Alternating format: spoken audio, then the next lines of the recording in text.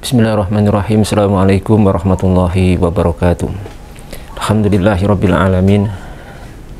Wa bihi nasta'inu ala umuri dunya waddin. Asyhadu an la ilaha illallah wahdahu la syarikalah wa asyhadu anna Muhammadan abduhu wa rasuluh. Allahumma shalli wa sallim ala sayyidina Muhammad wa ala alihi wa sahbihi wa man tabi'ahum bi ihsan ila yaumiddin. Tsumma amma ba'd. Masyaallah muslimin yang dimuliakan Allah Subhanahu wa taala, berbicara tentang hukum boneka itu tidak akan terlepas untuk membahas tentang hukum menggambar makhluk yang bernyawa, karena keduanya memiliki keterkaitan yang sangat erat. Hukum membuat atau menggambar makhluk bernyawa, di sini telah datang beberapa hadis yang secara zahir atau secara sekilas memberikan makna akan diharamkannya perbuatan tersebut. Banyak hadis yang berbicara tentang masalah tersebut, seperti misalkan Rasulullah Shallallahu Alaihi Wasallam bersabda dalam sebuah hadis, la'anallahu al-musawwirin. Allah Subhanahu Wa Taala melaknat para penggambar, dan yang dimaksud penggambar di sini adalah menggambar makhluk yang bernyawa seperti manusia dan hewan. Juga dalam hadis yang lain disebutkan bahwa seorang yang menggambar makhluk bernyawa adalah seorang yang telah berbuat zalim ataupun seorang yang sangat zalim. Kemudian dalam hadis lain juga dalam hadis qudsi, Allah Subhanahu wa taala menyatakan, memerintahkan kepada orang-orang yang menggambar makhluk bernyawa untuk menghidupkan apa yang dia gambar saat di dunia. Dan ada hadis-hadis yang lain yang tidak bisa kita sebutkan semuanya pada kesempatan kali ini. Namun begitu, sebelum kita berbicara lebih jauh tentang masalah ini, perlu untuk kita pahami dulu bahwa sebuah larangan ataupun larangan dalam masalah ini, larangan menggambar makhluk bernyawa itu memiliki ilatul hukum, memiliki ilat sebab hukum tersebut. Jadi sebelum kita nanti menyimpulkan hukum menggambar makhluk bernyawa, kita perlu mengetahui dulu ilatul hukumnya, sebab hukum larangan itu apa sebenarnya, sehingga dengan kita mengetahui akan ilat hukum dalam masalah ini, kita akan bisa menyimpulkan masalah ini hukumnya seperti apa dengan kesimpulan yang tepat dan akurat, dengan kesimpulan yang benar sesuai dengan apa yang dikehendaki oleh Allah Subhanahu wa taala dan Rasulnya Muhammad Shallallahu Alaihi Wasallam. Para ulama kita menyatakan bahwa larangan menggambar makhluk bernyawa ini memiliki dua ilatul hukum, dua sebab hukum. Sebab yang pertama adalah niat, ya, niat untuk menandingi ciptaan Allah Subhanahu wa taala. Ya, mudadatul khalqillah, atau dengan bahasa lain berusaha untuk menandingi ciptaan Allah Subhanahu wa taala. Jadi si pembuat itu atau penggambar itu adalah memang berniat, memiliki qasad untuk dia menandingi ciptaan Allah Subhanahu wa taala. Maka dalam hal ini, dalam kondisi seperti ini, penggambar makhluk bernyawa, baik itu berupa video, fotografi, lukisan, ataupun termasuk di dalamnya nanti adalah gambar 3 dimensi, kemudian seperti patung dan lain sebagainya. Itu kalau dia niatkan memang untuk menandingi ciptaan Allah Subhanahu wa taala, maka ini dilarang. Ini disebutkan dalam sebuah hadis, Nabi kita Muhammad sallallahu alaihi wa ala alihi wasallam sabda, "Wa man azlamu mimman dhahaba bi khalqillah au bi wa man azlamu mimman dhahaba yakhluqu khalqan ka khalqi." Dan siapakah yang lebih zalim dari seorang yang membuat sebuah ciptaan, membuat sebuah gambar ataupun patung ka khalqi, seperti makhlukku. Di sini hadis ini dikomentari oleh Al-Hafidz Ibnu Hajar rahimahullahu taala dalam Fathul Bari, ya, kata zahaba itu, ya, wa man awwamu mimman zahaba, itu maksudnya qasada. Artinya orang yang melakukan ini, membuat gambar ini adalah seorang yang memang punya maksud, punya niat untuk menandingi ciptaan Allah Subhanahu wa taala. Jadi pengharaman di al-fal haram ya ta'allaqu biniyatis sani. Jadi pengharaman di sini berkaitan erat dengan niat daripada yang membuat gambar tersebut. Apakah punya niat untuk menandingi ciptaan Allah Subhanahu wa taala atau tidak? Ya, itu yang pertama. Nah, ini berarti apa? Seorang yang menggambar, membuat gambar, melukis, atau dia fotografi, video, ataupun membuat patung, tapi tidak punya niat untuk menandingi ciptaan Allah Subhanahu wa taala, hanya niat-niat yang lain saja, misalkan untuk pendidikan, untuk tarbiyah, untuk kenang-kenangan, dan atau misalkan untuk anatomi di dunia medis, kedokteran dan sebagainya, tidak termasuk dalam larangan hadis-hadis yang sudah kita isyaratkan sebelumnya tentang larangan ataupun celaan kepada seorang yang menggambar makhluk bernyawa. Hal ini disebutkan oleh seorang ulama namanya Syekh Dr. Muhammad Abdus Sami. Beliau ini itu adalah seorang aminul fatwa, penanggung jawab fatwa di Darul Ifta Al-Misriyah, hafizahullah taala. Beliau berfatwa bahwasanya bolehnya untuk menggunakan atau membuat tamathil, patung-patung, termasuk gambar-gambar untuk tujuan-tujuan yang baik, yang benar, ya, tidak ada unsur-unsur yang diharamkan oleh syariat Islam. Beliau mengatakan hafizahullah taala, annahu yajuzu istikhdamu wa tasni'u tamathil az-zinah.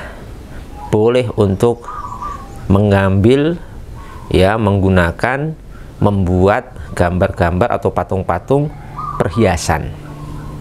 Ya, patung-patung perhiasan termasuk gambar berarti kan. Bisyarti, dengan syarat alla yaqsuda biha al-ibadatu atau al-ibadata au mudahata li khalqillahi tabaraka wa ta'ala.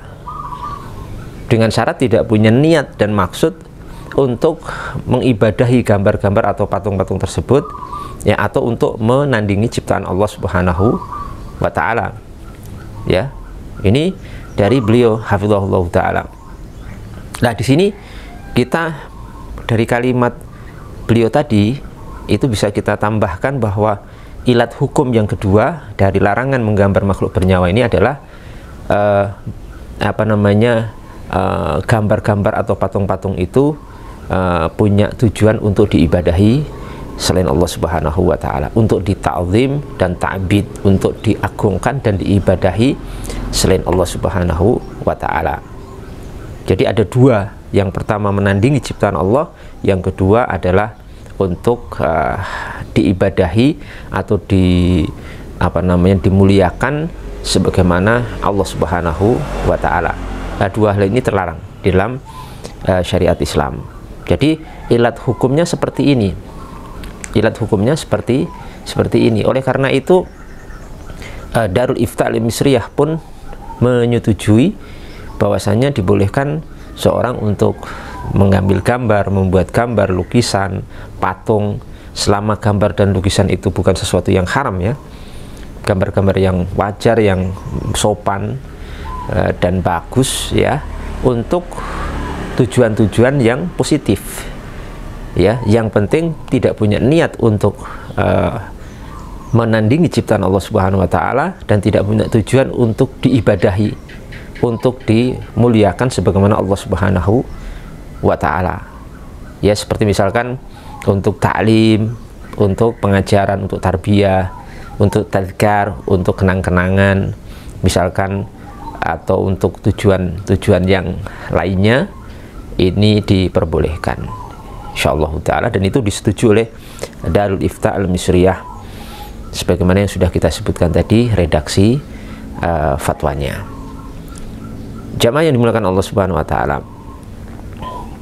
Kemudian kenapa di sini kita katakan bahwa ilat hukumnya adalah dua hal tadi.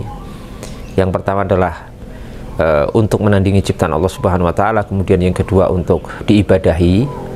Ya, di luar ilat atau tujuan, di luar dua tujuan ini maka tidak terlarang. Tadi untuk masalah menandingi ciptaan Allah Subhanahu wa taala itu sudah kita sebutkan hadisnya ya. Wa man 'allamu mimman dhahaba bi khalqil yakhluqu khalqan ka khalqi. Itu tadi disebutkan oleh Al-Hafidz Ibnu Hajar bahwa maksud dhahaba di situ qasoda. Harus punya niat untuk menandingi ciptaan Allah Subhanahu wa taala. Adapun ilat yang kedua bahwasanya itu dilarang karena untuk diibadahi, itu berdasarkan riwayat ya dari Ummu Habibah dan Ummu Salamah, di mana ketika beliau berdua mendampingi Rasulullah Shallallahu Alaihi Wasallam ke Habasyah, ke Ethiopia, kemudian keduanya melihat kanisa, melihat gereja yang di dalamnya ternyata itu terdapat aswar, terdapat gambar-gambar ya, di dalamnya itu terdapat fihat min tasawir, terdapat gambar-gambar makhluk bernyawa, gambar Bunda Maria, gambar Yesus, gambar ini, gambar ini.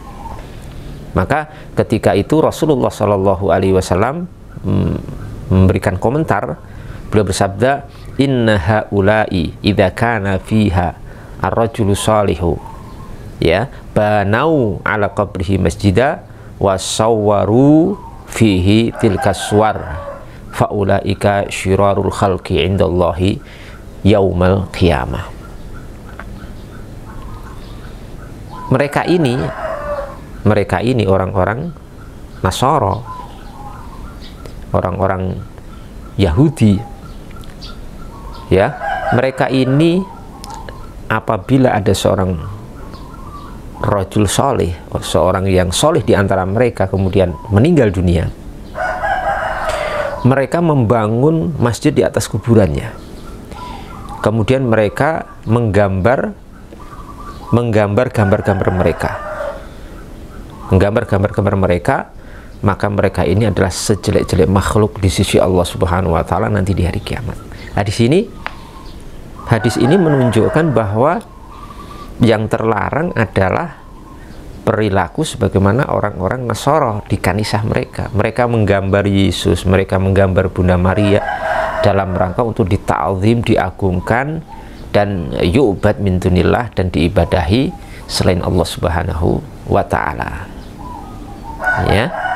Jadi bukan semua menggambar itu terlarang, tapi adalah sebagaimana perilaku orang-orang Ahlul Kitab, khususnya orang-orang Nasara, sebagaimana dilihat oleh Ummu Habibah dan Ummu Salamah, di mana di dalam kanisa atau gereja itu terdapat gambar-gambar makhluk bernyawa ya, dan Rasulullah SAW memberikan komentar seperti itu.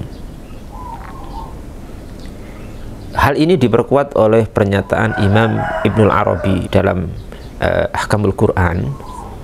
Juga beliau menetapkan hal ini. Beliau rahimahullah ta'ala menyatakan walladhi aujaban nahyu anit taswir, dan yang mewajibkan larangan dari menggambar makhluk bernyawa fi syar'ina, di syariat kita, adalah makanatil arabu alaihi min ibadatil awsani wal asnam, yakni apa? Apa yang telah terjadi dari kalangan orang-orang Arab terdahulu dari penyembahan kepada awsan wal asnam, penyembahan kepada berhala dan patung-patung. Fakanu yusawwiruna wa ya'buduna faqata Allahu adzari'ata wa hamma albab. Maka kemudian mereka ini menggambar ya, menggambar orang-orang soleh di antara mereka, kemudian diibadahi selain Allah Subhanahu wa taala, maka kemudian Allah Subhanahu wa taala memotong ya, memotong akan celah ini yang akan mengarah kepada penyembahan berhala dan hamal bab dan menjaga pintu ini supaya tidak terjadi apa yang dikhawatirkan, yaitu penyembahan kepada berhala, penyembahan kepada gambar-gambar tersebut atau patung-patung tersebut. Jadi ini ilat yang kedua ya. Jadi bagaimana kemudian larangan ini adalah larangan yang berkaitan dengan sebab tertentu, tujuan tertentu, yakni peribadahan, al-ibadatu min dunillah, atau ta'bid ataupun ta'zim min dunillahi subhanahu wa ta'ala. Jamaah kaum muslimin yang dimuliakan Allah subhanahu wa ta'ala. Kemudian perlu untuk kita ketahui bahwasanya pengharaman menggambar makhluk bernyawa ini sudah kita jelaskan tadi. Ada dua ilatul hukum, ada dua sebab hukum, sehingga di luar sebab ini, di luar dua tujuan ini, maka diperbolehkan ya, sudah kita sebutkan tadi. Dan kami tambahkan di sini bahwasanya pengharaman atau larangan dalam bab menggambar makhluk bernyawa itu disebutkan oleh para ulama kita masuk dalam kategori tahrimul wasail, pengharaman yang akan menjadi wasilah kepada sesuatu yang dilarang. Jadi bukan zat menggambar makhluk bernyawa itu yang dilarang, bukan perbuatan menggambar makhluk bernyawa itu yang dilarang, tapi sebenarnya yang dilarang adalah setelahnya, akibat setelahnya, ya, wasilahnya itu yang akan ke sana. Jadi yang dilarang itu sebenarnya menandingi ciptaan Allah, dan juga yang kedua mengibadahi gambar-gambar tersebut. Jadi menggambarnya itu nggak dilarang, tapi akhir setelah itu yang akan dilarang oleh Allah Subhanahu wa ta'ala. Itu namanya tahrim wasail atau tahrimul wasilah. Nah, di sisi para ulama ada kaidah bahwasanya tahrimul wasilah itu adalah diperbolehkan indal hajat, ketika ada kebutuhan, ada kebutuhan ke sana yang dibutuhkan untuk menggambar, untuk membuat patung, untuk fotografi, untuk video. Ketika ada di kebutuhan ke sana, maka diperbolehkan. Makanya misalkan termasuk diperbolehkan kita buat video dakwah, gambar-gambar yang bermanfaat, patung-patung yang untuk edukasi, boneka untuk anak misalkan, ataupun anatomi, ataupun patung ini, patung itu, dan lain sebagainya. Selama itu ya, patung atau gambar itu adalah yang merupakan gambar dan patung yang tidak diharamkan oleh Allah Subhanahu wa ta'ala, seperti misalkan gambar-gambar yang tidak baik, maka itu diperbolehkan insyaallah ta'ala. Jamaah yang dimuliakan Allah Subhanahu wa ta'ala, hal ini diperkuat oleh sebuah riwayat ya, menunjukkan bahwa memang larangan itu bukan larangan yang sifatnya mutlak, tapi larangan yang sifatnya itu muqayyad dengan sebab dan tujuan tertentu. Bahwasanya Aisyah radhiyallahu ta'ala sendiri, Sayyidah Aisyah radhiyallahu ta'ala itu memiliki boneka, dan boneka itu termasuk daripada ini timsal ya, minat tamathil, termasuk patung sebenarnya boneka itu. Dalam riwayat Bukhari Muslim, di situ sebutkan bahwasanya Aisyah itu menyatakan kuntu al-abu bil banati inda Nabi sallallahu alaihi wasallam. Jadi aku pernah bermain dengan al-banat bil banat. Banat itu patung-patung, patung ya, boneka. Inda Nabi sallallahu alaihi wasallam, di sisi Nabi Muhammad sallallahu alaihi wasallam. Wa kana li sawahibu yal'abna ma'i, dan aku memiliki teman-teman yang bermain bersamaku. Dalam riwayat ini Nabi sallallahu alaihi wasallam tidak mengingkari dan tidak melarang akan boneka yang dimiliki Aisyah radhiyallahu ta'ala anha. Berarti ini termasuk takrir, termasuk persetujuan dari Nabi Shallallahu Alaihi Wasallam, dan takrir dari beliau itu adalah hujjah, adalah sesuatu yang menjadi hujjah akan kebolehan hal ini. Dan masalah gambar bernyawa atau melukis ataupun menggambar makhluk bernyawa atau membuat patung dan menjual gambar itu ataupun boneka itu ataupun patung tersebut, ini kan masuknya sebenarnya bab al-muamalat, dan kaidahnya kan sudah kita ketahui bersama bahwa al-aslu fil muamalat al-ibahah. Jadi asal muamalah itu adalah perkara yang diperbolehkan asalnya. Barang siapa yang melarang maka hendaknya dia mendatangkan dalil masalah tersebut. Larangannya apa dalilnya, kenapa dilarang.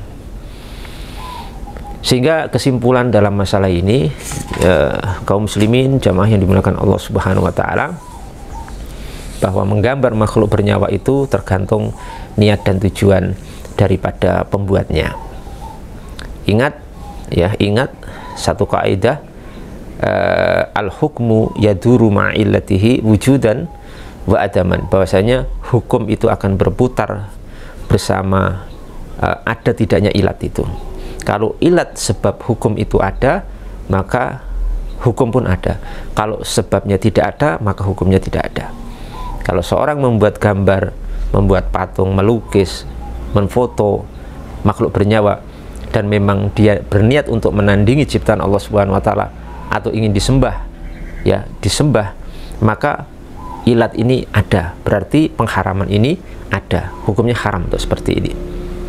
Tapi kalau seorang melakukan itu tanpa ada niat untuk menandingi ciptaan Allah Subhanahu wa taala, tidak ada niat untuk diibadahi selain Allah Subhanahu wa taala, maka sebabnya hilang, berarti hukum pengharaman, larangan di sini juga tidak ada.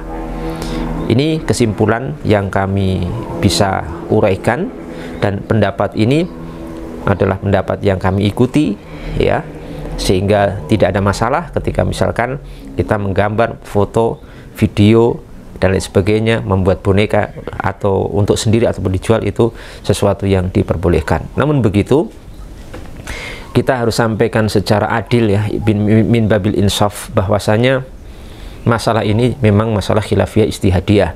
Harus kita akui dulu bahwasanya ada sebagian ulama yang memang membolehkan secara mutlak, ada ulama yang melarang secara mutlak tanpa perincian sama sekali, pokoknya dilarang menggambar makhluk bernyawa, itu dilarang secara mutlak.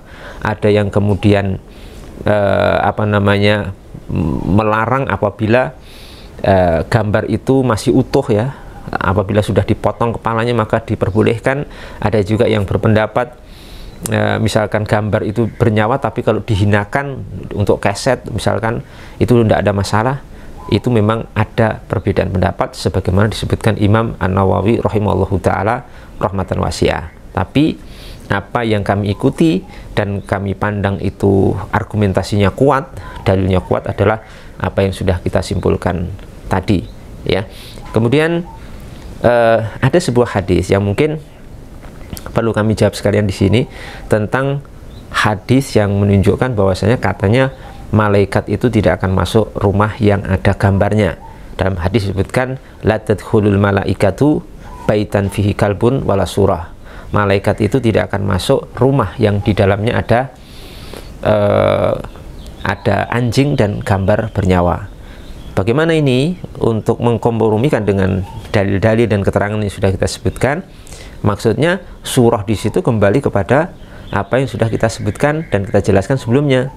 Jadi malaikat itu tidak akan masuk kepada rumah yang ada gambarnya, tapi bukan mutlak semua gambar, tidak umum, sifatnya am atau mutlak untuk semua gambar, tapi dibatasi dengan gambar-gambar yang memang dibuat untuk yang menandingi ciptaan Allah Subhanahu wa taala, atau gambar-gambar yang diibadahi untuk selain Allah Subhanahu wa taala. Maka malaikat tidak akan masuk ke rumah yang seperti itu. Kalau gambar-gambar lain, foto-foto kenangan misalkan keluarga misalkan, atau ada di situ patung boneka untuk mainan anak misalkan, atau di situ ada patung anatomi misalkan, ataupun yang lain di gambar-gambar di buku-buku pelajaran sekolah misalkan, maka itu tidak masalah, dan malaikat akan tetap masuk ke rumah yang seperti itu, ya. Dan dimaksud di sini adalah malaikat rahmat, malaikat pembawa rahmat. Kemudian jamaah yang dimuliakan Allah Subhanahu wa taala, yang terakhir sebagai penutup, karena ini masalah khilafiyah istihadiyah, kita harus saling menghargai, menghormati, dan tidak menjadikan perbedaan dalam masalah ini untuk saling memaksakan pendapat, untuk saling kemudian menyalahkan, menyesatkan, apalagi sampai mengeluarkan seorang dari ahli sunnah wal jamaah. Silahkan mengikuti pendapat yang mana saja, baik yang membolehkan yang sudah kami jelaskan tadi, atau yang mengharamkan, melarang secara mutlak, atau yang diperinci, silahkan, dan itu sah karena semua pendapat ini memiliki dalil, memiliki argumentasi, dan memiliki ulama yang menjelaskan pendapat tersebut. Tapi ingat konsekuensinya saja. Artinya begini, kalau Anda termasuk seorang yang mengharamkan menggambar makhluk bernyawa secara mutlak, yang menggambar ini meliputi melukis dengan fotografi atau video atau yang lainnya, termasuk patung-patung, maka harus ingat konsekuensi hukum. Lawazimul hukum itu harus dipahami. Jadi Anda kalau mengharamkan secara mutlak, Anda pun harus menghindari semua turunan dari hukum itu. Jadi misalkan masalah ketika mengharamkan mutlak gambar, ya jangan lihat YouTube, karena YouTube itu isinya video itu gambar, ya kan? Itu contoh saja, karena sebagian orang mengharamkan mutlak tapi dia sendiri hobi nonton YouTube, video-video YouTube itu gambar. Ini bertentangan. Kalau sudah mengharamkan mutlak, maka gambar-gambar di YouTube, video itu juga haram, harusnya juga ditinggalkan secara mutlak. Ini yang perlu dipahami oleh kita semuanya. Semoga bermanfaat. Wabillahi taufiq wal hidayah. Wassalamualaikum warahmatullahi wabarakatuh.